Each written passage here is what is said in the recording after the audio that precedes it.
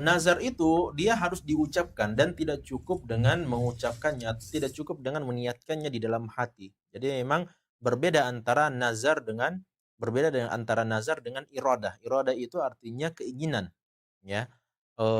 Keinginan yang kita miliki dalam hati. Ya, saya berkeinginan seperti ini, apa namanya?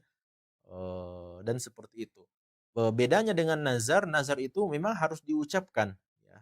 Makanya dia dikatakan sebagai nazar karena dia ucapkan janji itu kepada Allah Subhanahu wa taala bahwa kalau seandainya saya diterima di sebuah instansi pekerjaan dan seterusnya, maka saya akan berpuasa selama sekian hari misalnya.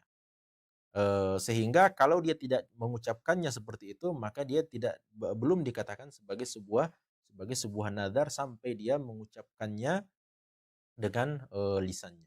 Wallahu a'lam. Baik Ustaz, pertanyaan selanjutnya dari Ibu Diah di Jatim. Apabila di awal kita sudah berniat lillahi ta'ala, tetapi di tengah proses ibadah terjadi perubahan niat, bagaimanakah hal ini Ustaz? Baik.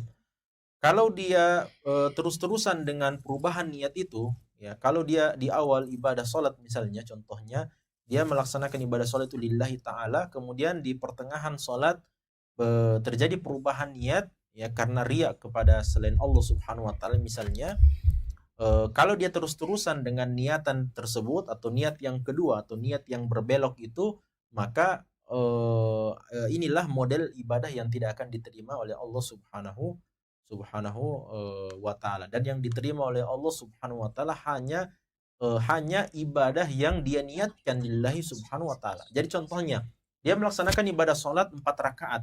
Pada rakaat pertama dan yang kedua dia masih lillahi taala. Namun pada rakaat ketiga dan keempat dia telah berbelok niat kepada selain Allah Subhanahu wa taala. Maka 2 rakaat ini yang akan diterima di sisi Allah dan diberikan ganjaran pahala, sedang 2 rakaat yang lainnya tidak akan dinilai berpahala di sisi Allah Subhanahu wa taala.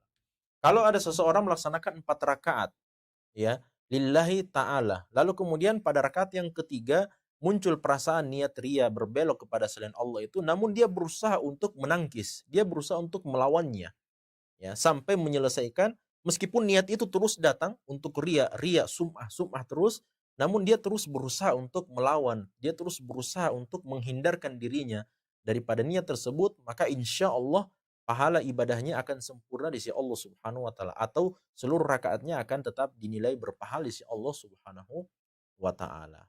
Dalam kondisi yang lainnya, dalam kondisi yang ketiga, seseorang menjalankan sebuah ibadah memang bukan karena lillahi ta'ala. Sejak awal bukan karena lillahi ta'ala, maka seluruh ibadahnya akan tertolak, dimulai dari sejak dia takbiratul ihram sampai dengan selesai. Wallahu ta'ala.